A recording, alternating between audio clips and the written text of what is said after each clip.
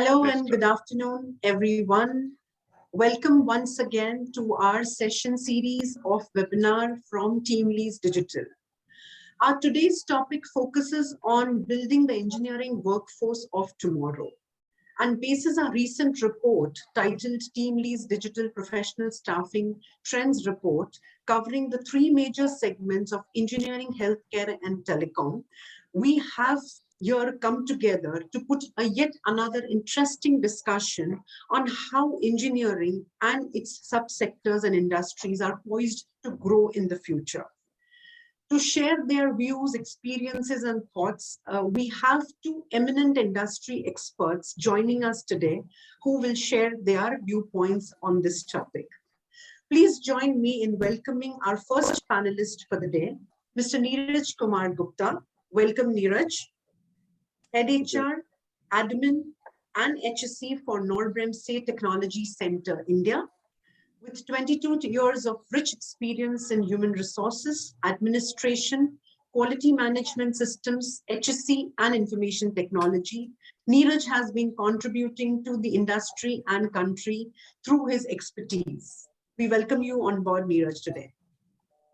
Thank you very much for inviting. Thank you, TeamLease team, for being me here. Yeah, and it's really exciting to share the views for the challenge which I believe all the organizations are facing at this moment here. Happy to have you, Neeraj, with us. Please welcome our second panelist for the day, Ms. Shubha Kadiali, Head of HR for UD Trucks India. Shubha brings in 20+ years of strong HR business partnership expertise across diverse industries in retail, oil and gas, engineering, R&D, and technology. She's also a certified coach. Welcome, Shubha. Thank you for joining us today. Thank you so much, Munira. It's a pleasure to be in this forum with TeamLease Digital and share my experiences and learnings. Thank you, Shubha. Also joining Neeraj and Shubha, we have our expert, Mr. Sunil, CEO, TeamLease Digital. With 25 years of diverse industry experience, he's been in the staffing industry for more than 15 years and donned various leadership roles. He currently heads specialized staffing with TeamLease Digital, passionate about solving the digital people supply channel to propel India growth story. Sunil is an ardent runner and have completed several marathons. With this, we'd like to initiate our discussion. The report from TeamLease Digital Professional Staffing throws light on the employment opportunities, key roles, attrition, salary medians, and growth story poised for engineering industry. I'd like to invite Sunil now to share an opening note and his thoughts on this industry and research. Over to you, Sunil. Thanks, Munira, and welcome, Neeraj and Shubha. We are very happy to have you here, and we look forward for a great discussion today. I'm sure this is a very interesting topic because a lot has been discussed, or we have seen a lot of webinars on the supply chain problem, people supply chain problems in the IT sector. But today we are going to discuss, in the engineering sector, which is very close to my heart. I'm an engineer, and I feel that this is a sector which is an evergreen sector, but of late, it is not in that much limelight, because when you speak to any youngster, they aim to be a coder or be part of the employment in IT sector. But we would like to throw some light on the opportunities available in the engineering sector. That's where that was the basis which we said that let's do a deep dive on the sector and see what lies ahead. So some of the interesting findings what we have from this sector are that in the next 5 years, that is by 2026, engineering sector is going to add 8 million new jobs. That's a phenomenal number. The employment is going to move from 30 million to 38 million.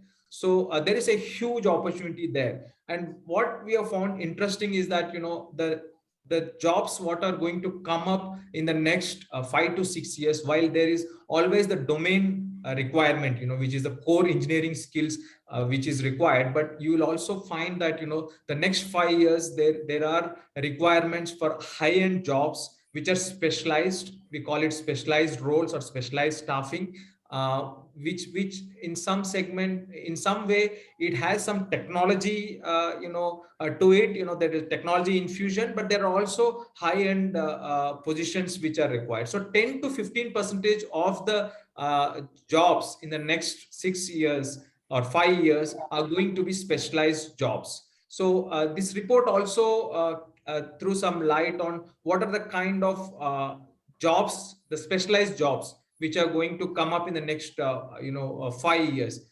Obviously, a lot of data scientists are required, lot of AI, ML.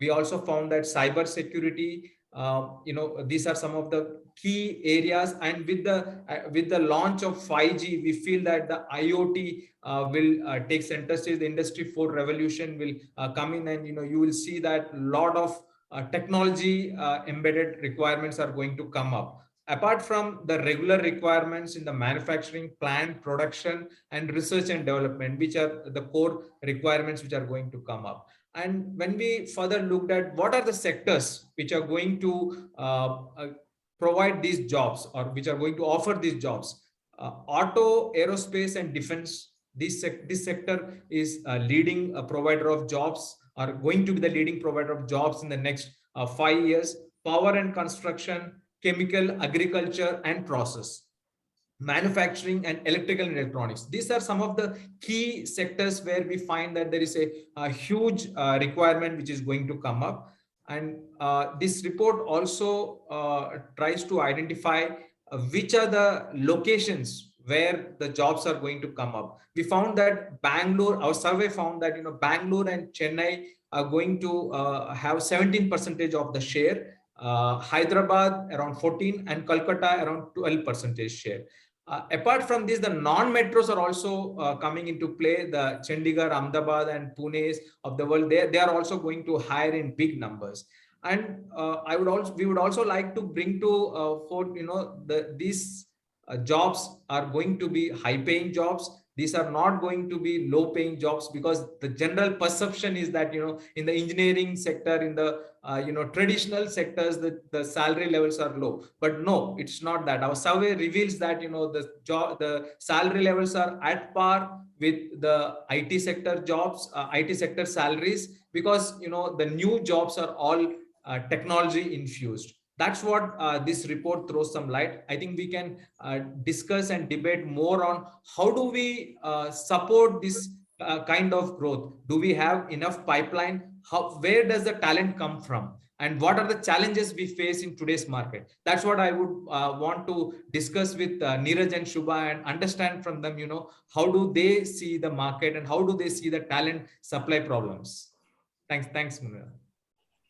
Wonderful, wonderful, Sunil. Thank you for giving us an insight on how the report has been streamlined and what are the various factors that we're going to cover. Let me put a question to Neeraj on the same lines that Sunil is speaking about.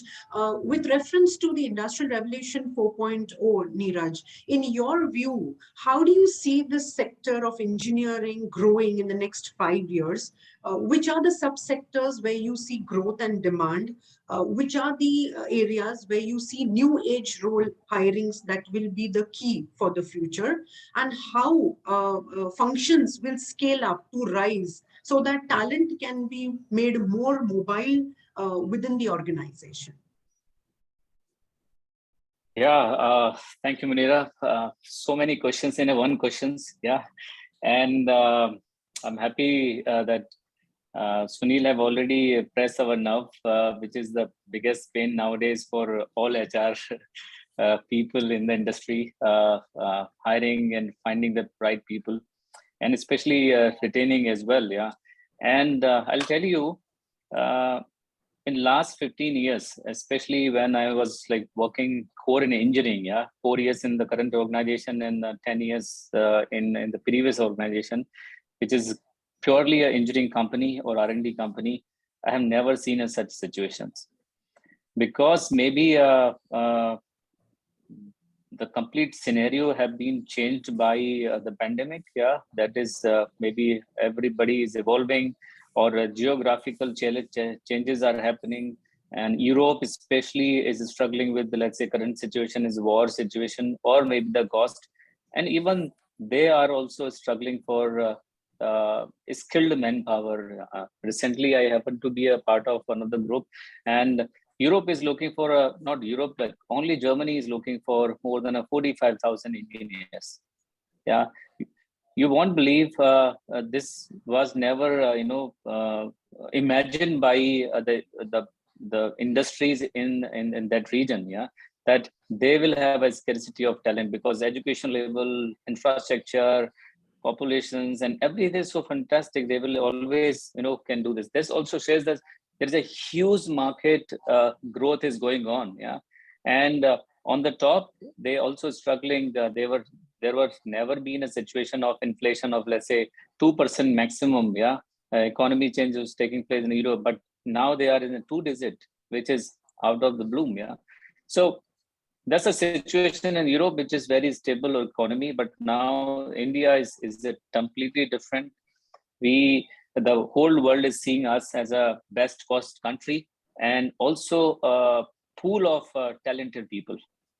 Now I've seen, like, in a couple of years that the whole world, not only the Europe, but also US market is seeing us that we have a talent which is not available in their own countries. Yeah.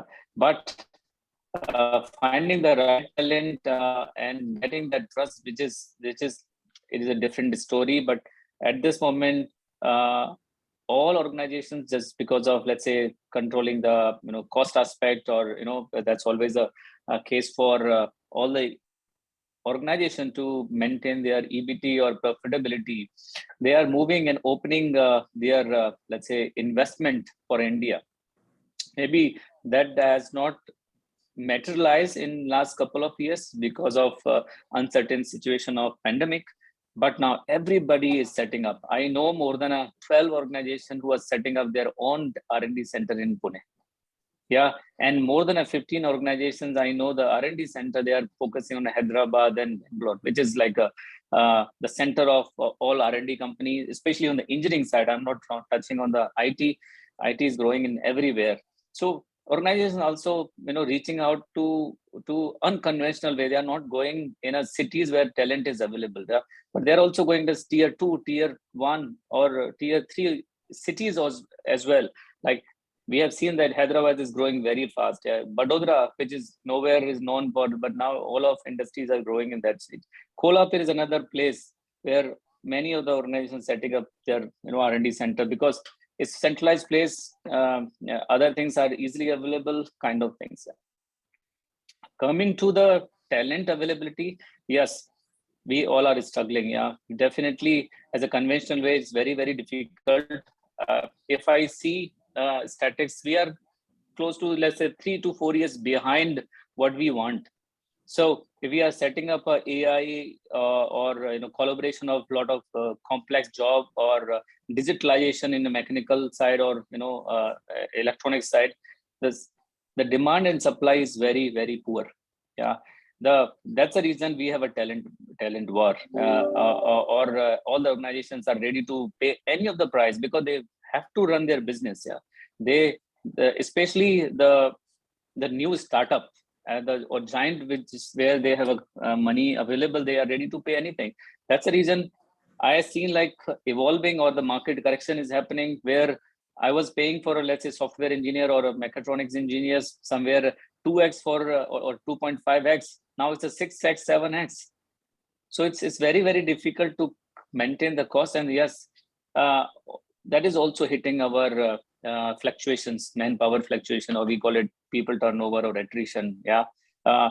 Nowadays, people or organization is doing a lot of things for, let's say, culture building, or open environment, or facilities, or loyalty. This has a no value at this moment. Yeah, nobody is valuing that. that if I work for 5 years, 6 years in the company, show my loyalty? No, zero. Yeah, nobody. They are brutal nowadays. Employees, even though you do everything, they get the new offer and then they choose their own destination. So see, these are like few things which I wanted to mention. And another aspect, you talk about the subdomain and other domain of companies. Yeah, I'll tell you, we are not only hiring people from our own engineering firm, let's say automotive, or we are also hiring people, or our people also going to the company which is nowhere is there. Yeah, let's say our people are also joining the pharma company, houseware company, or let's say, like, for example, LG or other organizations, which is no relevance, because only they have a talent, they have some percentage of talent, and it's easy to groom them and utilize them for their own places. Yeah, digitalization is one of the things which is going very, very high at this moment, which was not the focus for all of us. And there I see a lot of opportunities which is available. I believe to cope up with this situation, we have to do a lot of unconventional approaches, not only like hiring lateral people or depend on your pool or depend on the market available, but rightly said, we have to use collaboration structure or development of our own existing people, and also prepare our let's say freshers for the future skills is very, very important, because these are like few of the ways which is maybe helping or will help to the organization to cope up with the talent management, talent requirements for the future skill set. Thanks, Neeraj. I think you've really touched upon the core subjects that are prevailing today, and how we are going to look at bridging the gap in terms of the talent war, the skill gap that we will see in the near future. Shubha, with the same aspect, I'd like to pose a question to you. But however, looking at the industry that you've been currently with, I'd like to further narrow it down, saying that, today the era of engineering, and when you look at electrical and electronics engineering, automotive engineering, if you speak about, it is completely changed, and it is still evolving. Yeah. Which means I'm talking about, we are in an era right now where I am going to DIY my vehicle, sitting at my residence or sitting at my farmhouse for that matter. How do you see this sector further growing, and what has caused this sector to evolve drastically, and which are the further functions in this sector which will continue to keep changing? Okay.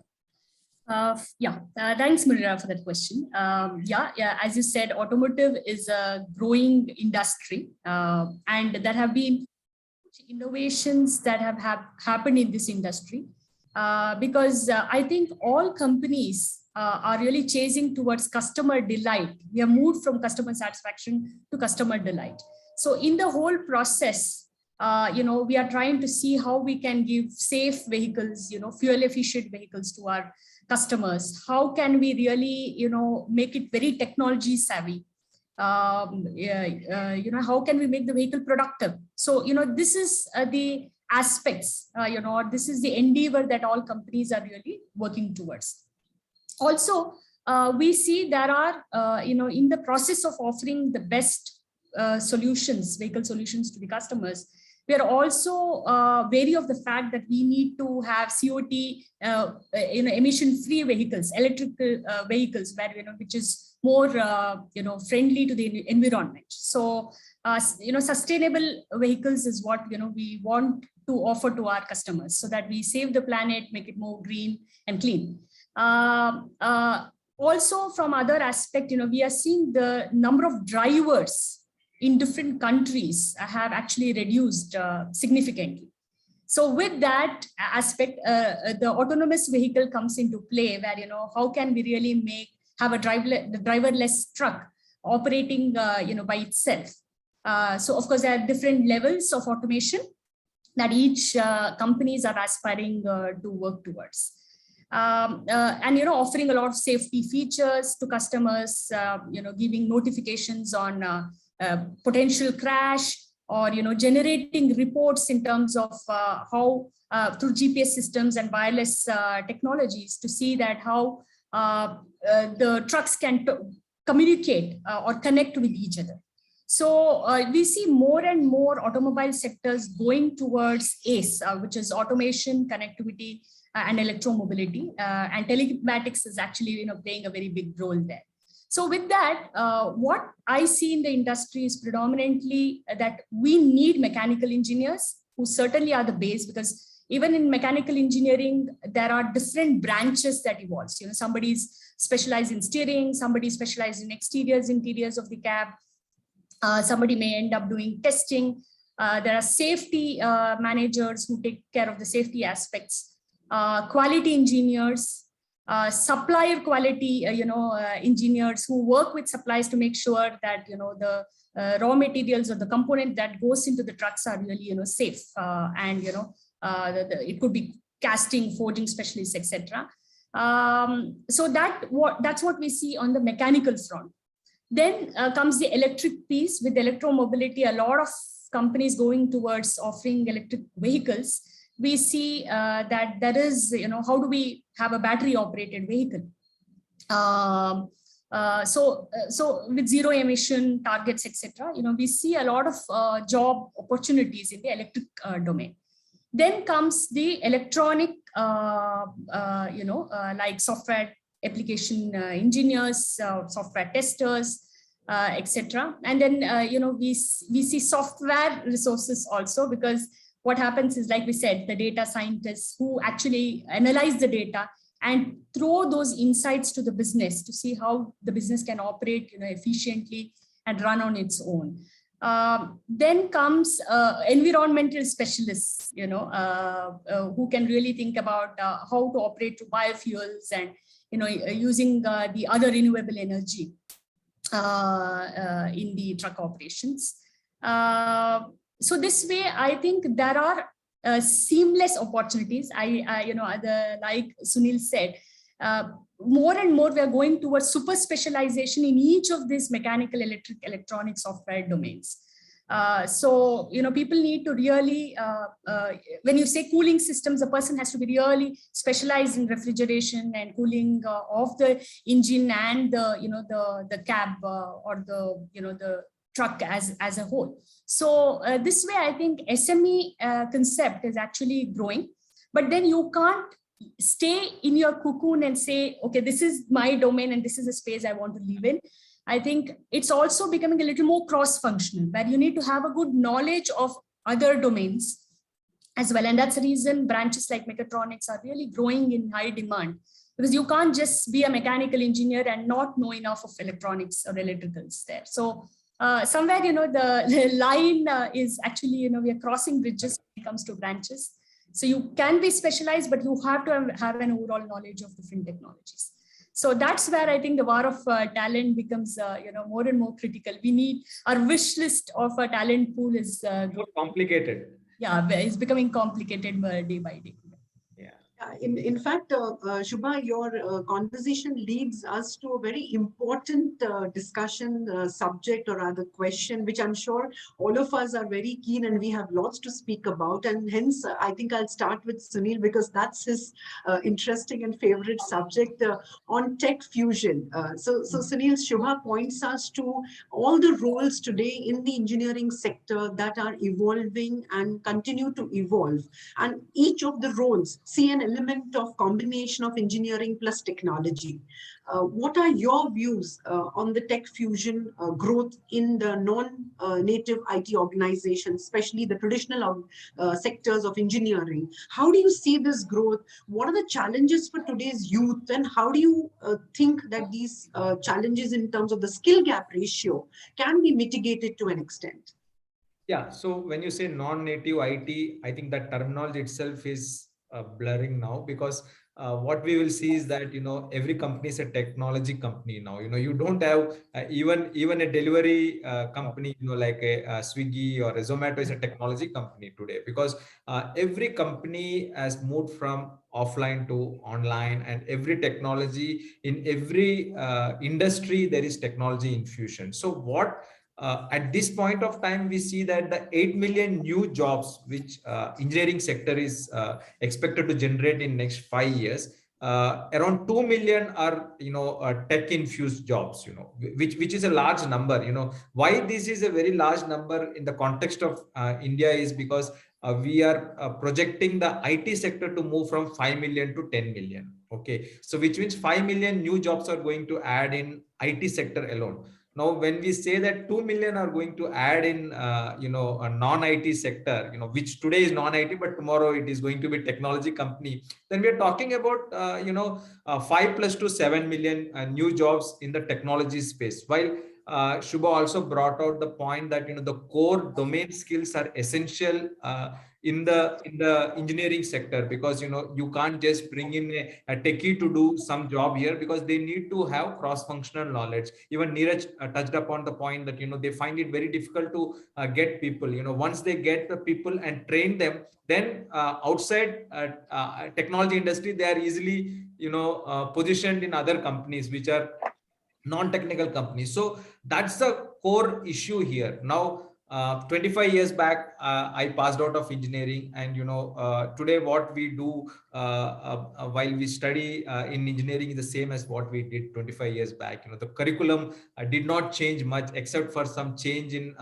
probably I studied Fortran, and now I think they must be teaching Java as one subject, but I don't see much change in the curriculum. So this leads us to an even bigger problem, because we have every year around 3.2 million engineering enrollments happen in engineering colleges, out of which only 1.5 million pass out every year.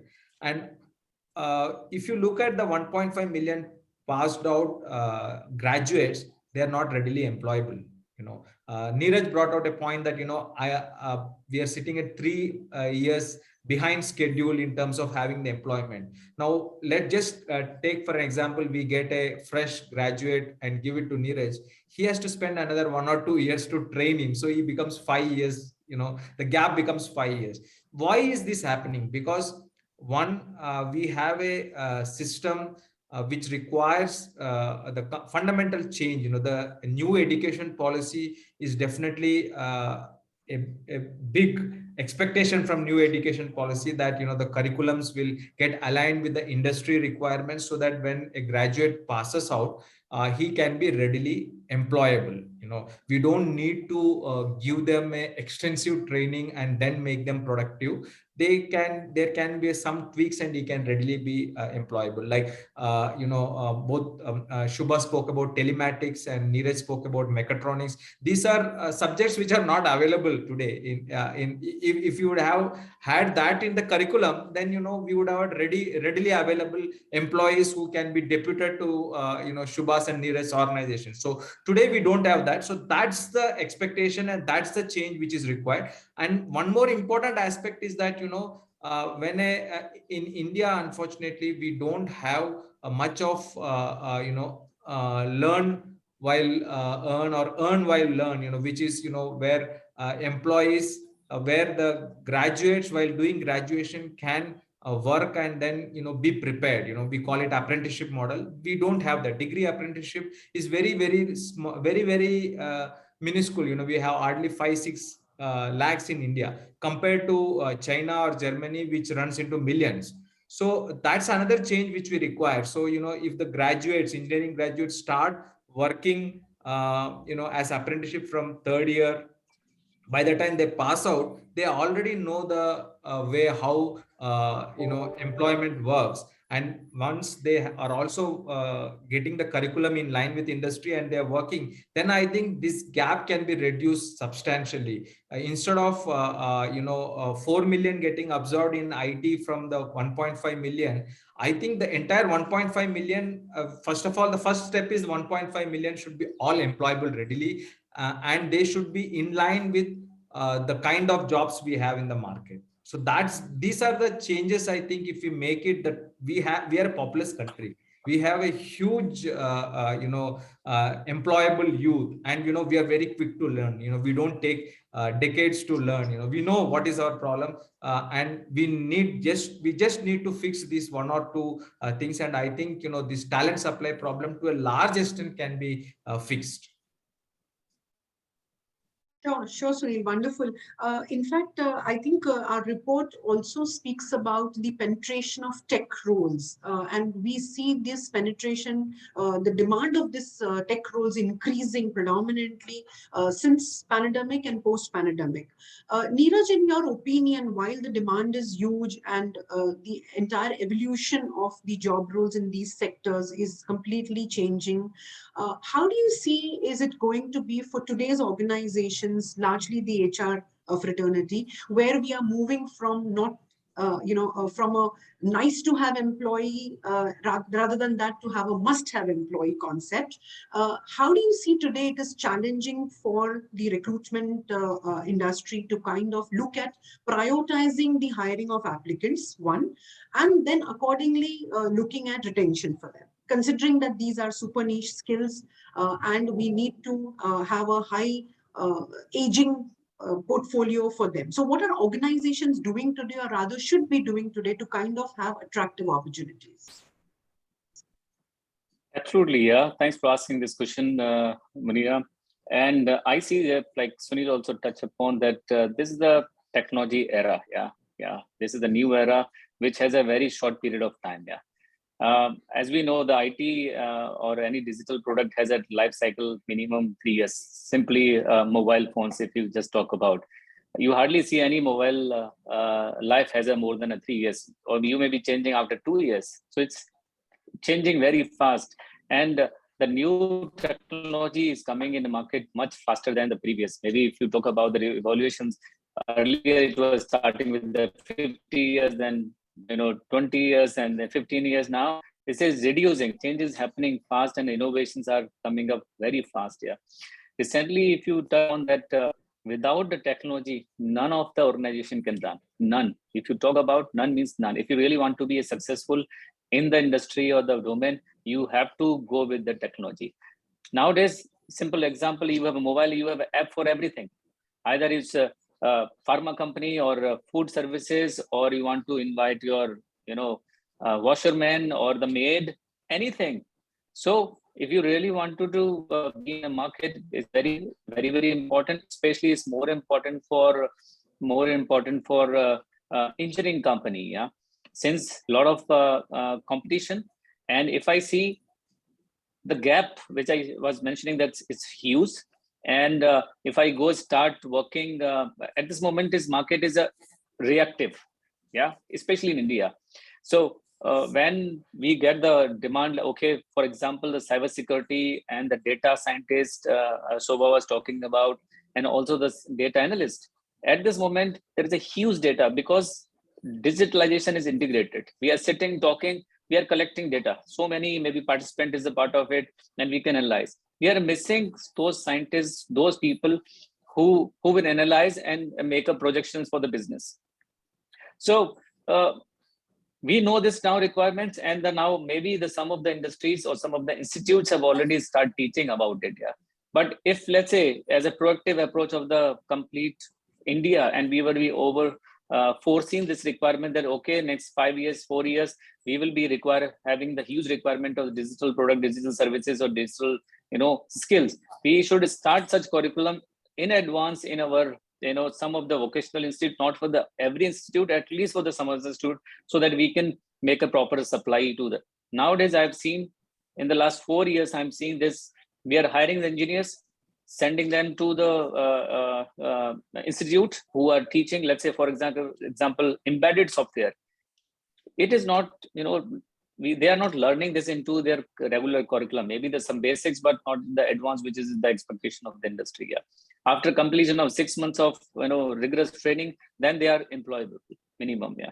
So that's how things are happening, and I see if we take a call on that and have a more collaboration with the industry requirements and make a projections as the report says, and then it will be easy for us to cope up with the situations. Yeah. But HR, as you talking about the recruitment, is very, very difficult nowadays. To fulfill our headcount growth is too hard. I'll tell you, too hard. We are in the middle of the year. We are only able to fulfill our 50% of the requirement.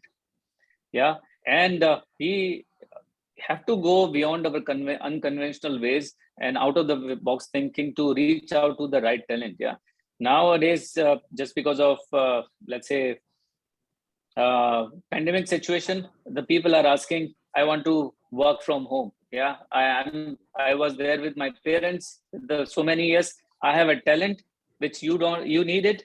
Give me 100% working from home. This is also a need of our to cope up with that and get those talents which is available. This is also pushing industry to change the policies. This is very, very important because India is very diverse, which is the strength of us, and also the flexibility. We are very flexible. Maybe other countries are not flexible, talents are not flexible. We need to use the strength of us. There's a reason the KBT says also start changing our policies. Yeah, at this moment we are working with the 50% or less than 50% working from, and there are many colleagues who are working from anywhere. Apart from that, we also have to adopt a technology. Few years back, we were not able to run our test from working from home, but now we can run our test, which is completely hardware dependent. So adaptability and the flexibility is the key, basically to take care of the retentions. Yeah, as I was also mentioning earlier in a statement that we are not focusing on the loyalty. Yeah, I think nowadays the young population is not at all interested in that. Yeah, they are interested. What I have realized in couple of years, 3 C's. Yeah, they are looking for a cost because roti kapda makan to unke maa baap ne already karke diya hai. Yeah, so they are not bothered about it. They need more money so that they can enjoy the life. They can travel a lot because their Instagram, they want to post their reels, or the technology they wanted to show to the world. Yeah, so cost, basically the compensation, best compensations and benefit they are looking at this moment. And also the career. This generation is very fast and wanted to have a quick career growth path and focused career growth path. If organization can show them a vision, at least not 10 years, 20 years, but at least for the 3 to 5 years, that this is the career growth path we can give you and that's how you will grow in the organization, definitely they will vouch on you and then can stay with you. And the third C is, which I see this connect. Either it's a leadership connect or HR connect or organization connect, because emotional connections and emotional bonding is very, very important, which I believe is working. I know at this moment, looking on a tsunami of great resignations and high demand, there's no proper solution available for any of the organization, but hit and trials are going on. Yeah, I believe we will have some mature solutions available by end of this year. And but we as a KB, we are focusing on cost, career, and connect to the people. Yeah, so that we can understand their expectation and how we can meet that. Interesting, very interesting.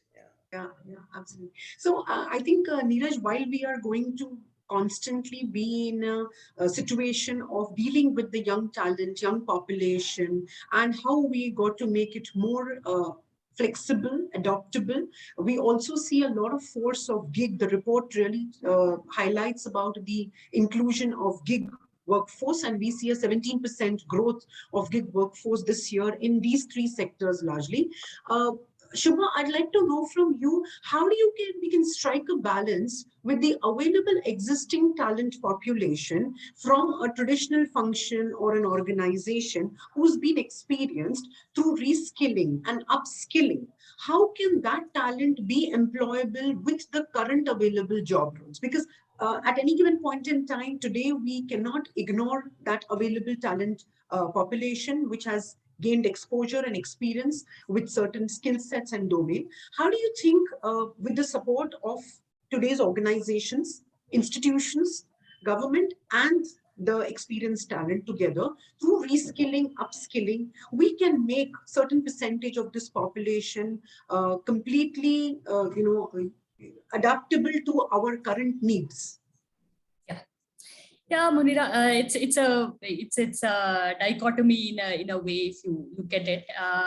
The way I would put it is, one is the organizations at the top level. What they are doing today is they're seeing a lot of synergies, a lot of mergers, acquisitions that are happening, and you're seeing this org restructuring purely because one organization want to leverage the other, because you cannot be an expert in every domain. So I'll give you an example of my own organization, UD Trucks, which is part of Isuzu Group. We entered into a strategic alliance with Volvo purely because Volvo was very good with engines, premium engines providers, while Isuzu had a very good market penetration, unlike Volvo. So it was a perfect match. Volvo is very good in heavy duty vehicles, while Isuzu is good in medium and light duty vehicles.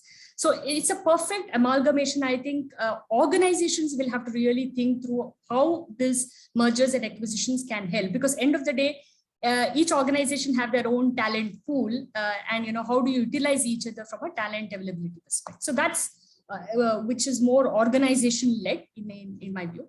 Also, the post-pandemic era has brought up this aspect that we don't know whether certain skills are required. Is it only for today or we need it for tomorrow? So the organizations probably will have to really, work on their organization agility index. When I say that, can I hire in certain skill sets? Can I hire contract employees where I can kind of reduce and increase as and when needed? Or there may be a lot of organizations within the ecosystem who are specialized in certain domains. For example, if I'm an automobile organization, I may not be very good in data management or analytics for that matter. So, can I partner with companies who are specialized in that? They can offer, I know it may be a little expensive option, but then you don't want to venture into domains which you are not an expert on. So how do you, work with the ecosystem around you, and hire contract employees where, you have much more flex that you have as an offering for yourself. Then comes, organizations will also have to look at which are the key positions. I think what we lack is we just keep hiring as and when the projects come in. I think identifying which are those key positions, and for those key positions, which is the industry, can I hire from cross, domains or cross industry sectors? How do I pay them? How do I, would their midpoints look a little different, from a percentile positioning perspective? And then in these SME specialists whom we are hiring, how would they coach some of the young budding engineers who are coming from universities? How do you give them the responsibility of developing smart tech savvy engineers who come from the campus? So kind of giving them on the job experience and growing and kind of making them grow in that respective area will be a very important aspect that we need to look at. So I think every it would be like Neeraj said, India is the second populated country in the world. Around about 50 to 60% of our population are below 25 years, a very young and populated country, pretty decent literacy. So it's all about, I think talent war should not be where we go and chase the same set of people. I think in key positions, yes, we may need where we cannot compromise, but we also have to identify the positions where we can develop. Just to give you an example, instead of just chasing the engineering graduates, can we diploma engineers? Kind of coach them, give them basic level of jobs. It could be CAD engineering, prototyping kind of work to begin with, and then slowly groom them, in hard core domains, and eventually sponsor for their education to graduate as engineers eventually. So these are different means how I think HRs, business leaders will have to start thinking to kind of fill the skill and talent gap. And of course, like you said, learning and unlearning and relearning strategies will have to be really deployed across the organization, so that people kind of keep upgrading themselves and keep contributing to the business. So, Yeah. Munira, just let me come here. So, from what I hear from Neeraj and Shubha, I think few important insights, key insights. One is that the way employment is happening, there is a change. One is the kind of jobs are changing, the employment models are also changing. One is obviously permanent employment, which is the core of any organization structure. Then you are going to have engagements which are short term with the subject matter experts. You are also going to have contracting as one large factor, and you are also going to have gig. So there is scope for every employment model to coexist in an organization to meet the talent requirements, the people requirements, because we can't go with one model or a two model. We have to have a combination of all these things if you have to get all the employees required to run an organization and grow an organization. That's one thing which is coming out of this discussion. Second, we spoke about the how do we enhance, or how do we get the employees, graduates readily employable. So we spoke in length about that. We need to there is a different aspect to it. We need to have a complete change of models, that a new education model, a new educational policy and apprenticeship models will help us to prepare the youngsters, and they will be readily employable.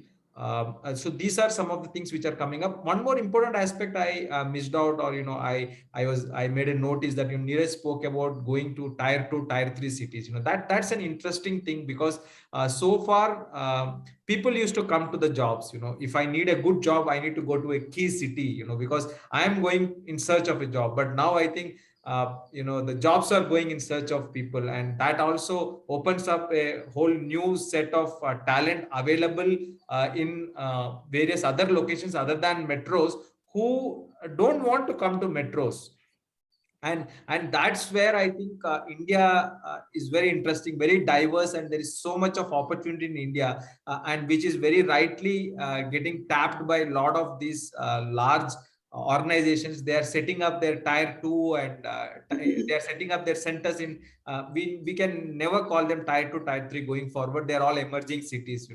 It just takes 5 or 6 large organization to set base in a small town, and it becomes a center of employment, because the volume of hiring for all these centers are huge. You cannot even imagine, and that throws an interesting debate, which may not be appropriate for this webinar, but maybe we should take it up in another discussion, that the engineering colleges in 5,000 plus locations will open up lot many employees who can readily get job. They don't need to go to Bangalore or Hyderabad or Delhi. So all in all, we have all the ingredients. It's just a matter of fixing all these things. I think this talent supply is not going to the talent supply challenge is not going to last long, and we are confident that these 8 million new jobs can be fulfilled from India, and I think much more. I think that's the estimation as of now, and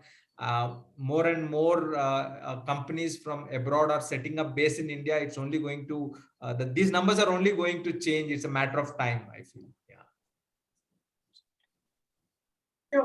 Sunil, also, if you could just share a piece of advice for our today's job seekers, be it a young talent or the traditional experienced applicant, to kind of have a continuous growth journey while your career progression and your learning will continue, but and you somewhere look at organizations to kind of plan this for you. But as a job seeker, what should be my duty at every stage in life? Unlike we were talking about productivity, performance of employees, which always would be in jurisdiction of the organizations. But today, I think that's not the idea, since we are moving from a job to a project-based tasks for people.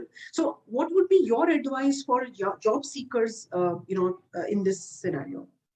Neeraj already touched upon, and Shubha also spoke about how continuous learning is a key aspect, not just after you get a job in an organization, but I think irrespective of whether you're looking for a job or not, you need to constantly upskill yourself. It's never going to be the same concepts or, same learnings which you will apply in the future of jobs. The world of the future of work is changing, the future of jobs are changing, and we need to keep abreast with that. So we have a lot of as we spoke, there is a large employee base within the engineering sector, and with the new jobs coming up which are high paying jobs and which have a technology kind of a technology infusion, but the domain skills remain same. So these employees have advantage over the others. Why give an opportunity only to the new incoming new joiners? They can actually upskill themselves. Some of the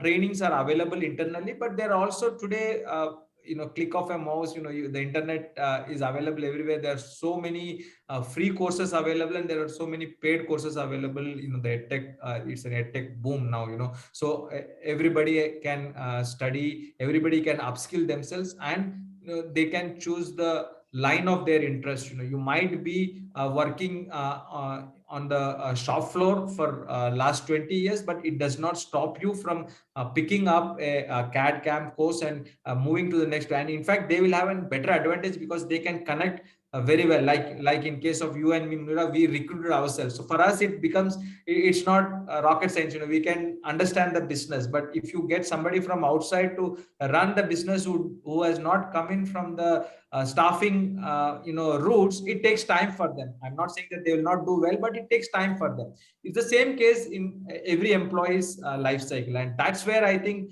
the key lies in the future for the job seekers. Thank you. Yeah, Thank maybe you. if you allow, Yes, please. I want to just make a statement here. Normally, it happens in India that a lot of students get influenced with others. Yeah. Or either they influenced by the organizations or brand or many things. Yeah. Let's say in their campus, Mahindra is coming, or Tata is coming, or Mercedes-Benz is coming for a XYZ topic. And then they start, pursuing themselves to join that organization.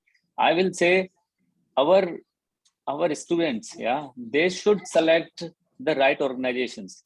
They should do the homework, yeah, while once they will have understanding, okay, this X organization is fitting to my ambition.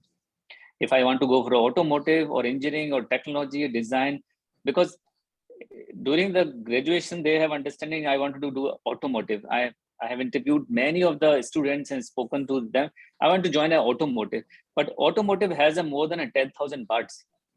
So in automotive, you want to go in a car or engine or chassis or software or telematics or design, what you want to do. If they have a clarity, okay, I wanted to go in a company or in automotive only for engine design, and they start searching, okay, this is the organization where I want to go, and they start learning about the organizations. Yeah, it will be helpful for them to choose a right career path for them, and it will ease their life to hunt for a good job. Not only the whosoever is coming to the campus and they just join, and then after 6 months or 1 year they get frustrated. This is not the design. This is a product-based company. This is a service-based company. Once they jump into the pool, then they realize this is not the right swimming pool for them to swim. Yeah. So maybe that's a piece of advice for all the job seeker. Please find the right partner for a happy marriage. So this is what I mean. So if you know already a girl or groom, and then it will be easy for you. Rather, they come and select you, okay, come work with my company, and then after 2 years, you get a divorce. So rather you choose it and have a long-lasting, let's say, marriage life. Yeah. Wow, that's really great, Neeraj. I'm sure our viewers are going to have really this piece of advice from all of you. With this, I think we come to a very interesting end of our session. We'll quickly take a few questions. We have a lot of questions, but some of them already are being answered by you during the discussion. So I'll pick up the unique questions. I think the first question, Neeraj, is for you. What could be the most appropriate method for a training for a traditional core engineer to move him to an IT skill set? Should it be edutech? Should it be a full-time course? Is it an on-the-job training, or is it a mix of both methods? Yeah, it totally depends on his priorities. Yeah, if he has a backup or let's say financial burden and flexibility, he can go for a full-time course. If somebody have a finance responsibility, then part-time and the online learning is the best tool to go for it. Yeah, I have seen in my own organization many people have completed their PhD or masters or AI certification, is the master certification while working. It's very easy, and they are ready, and it's easy for them to grab a either for the digital product services, which is very close to the engineering because digitalization is taking place, or the data science because they already know the the existing base calculations for design, if you talk about, or you talk about mechanical work or mechatronics. It's very easy to migrate. Yeah, I would suggest that they should find out the best suitable tool for themselves. Everything is available in the market. What best fit for you? Yeah. Sure, thank you. Shubha, there's a question for you. With change in technology on constant basis and the need for curriculum redesigning, which you spoke about in the industry, which will be again frequent and subject to changes constantly. Are our academics institutions ready for this kind of a change, and how do you see this happening? Yeah. So I think the ownership is a joint ownership. It's one is of course the academic has to be in the forefront of this change, but corporate houses like ours will also have to join hands.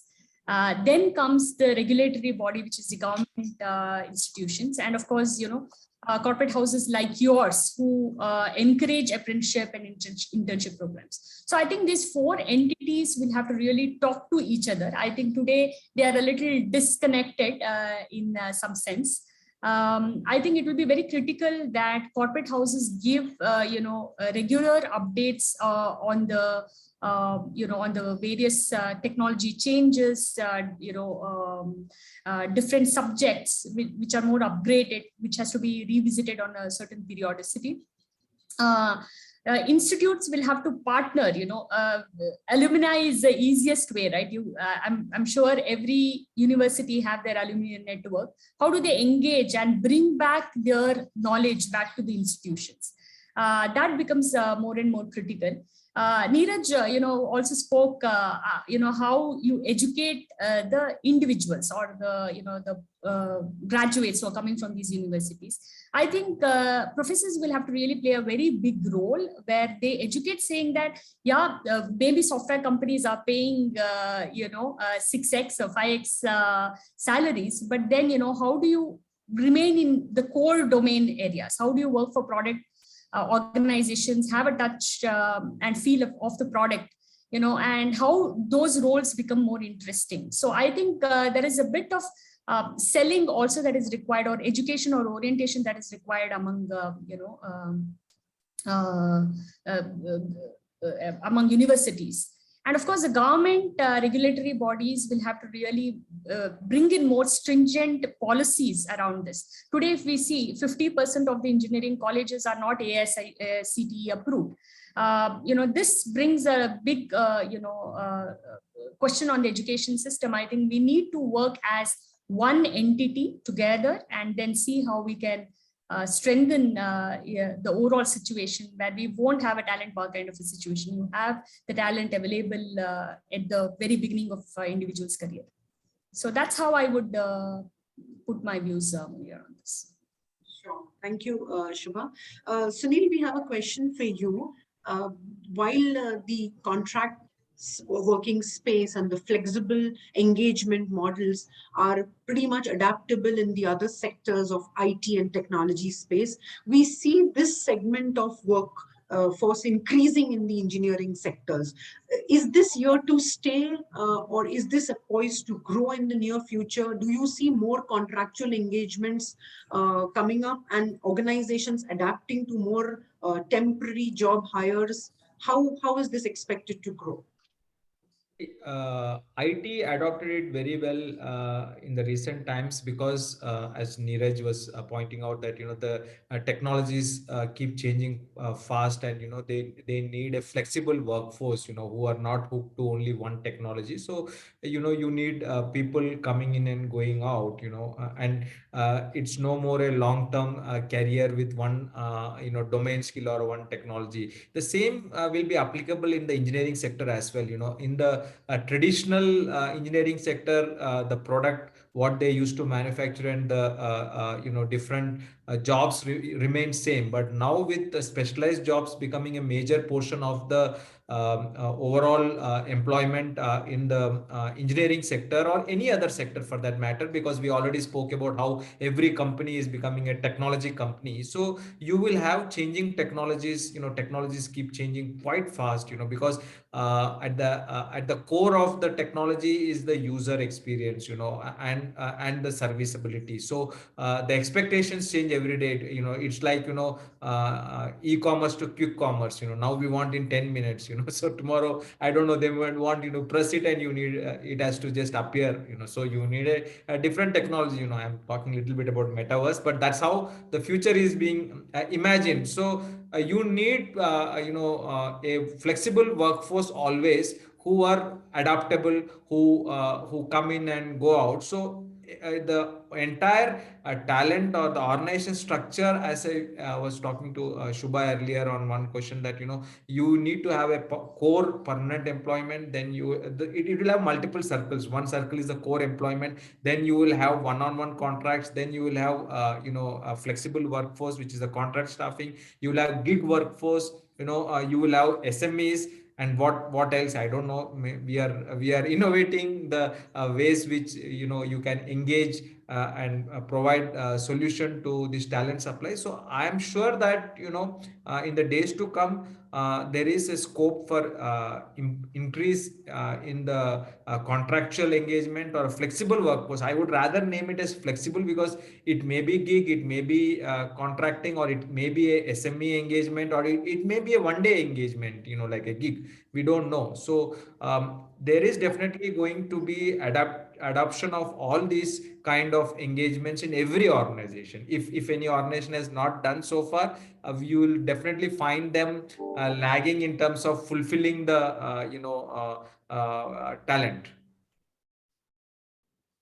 Thank you, Sunil, and absolutely agree to your point. In the interest of time, we have a few more questions, but I would request our viewers and readers, we will put them to the panelists and get back to you with their reverts and reply. I'd like to take this opportunity to thank all of the speakers, Neeraj, Shubha, and Sunil, for their so interesting and experiencing moments that you have shared with us and our viewers.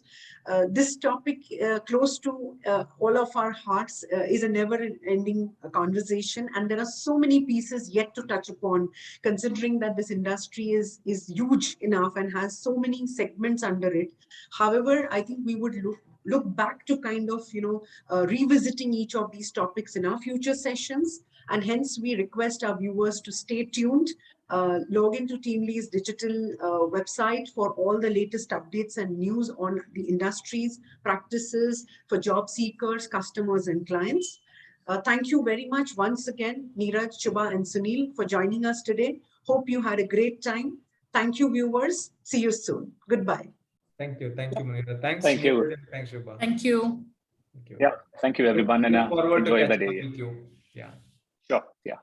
Bye bye.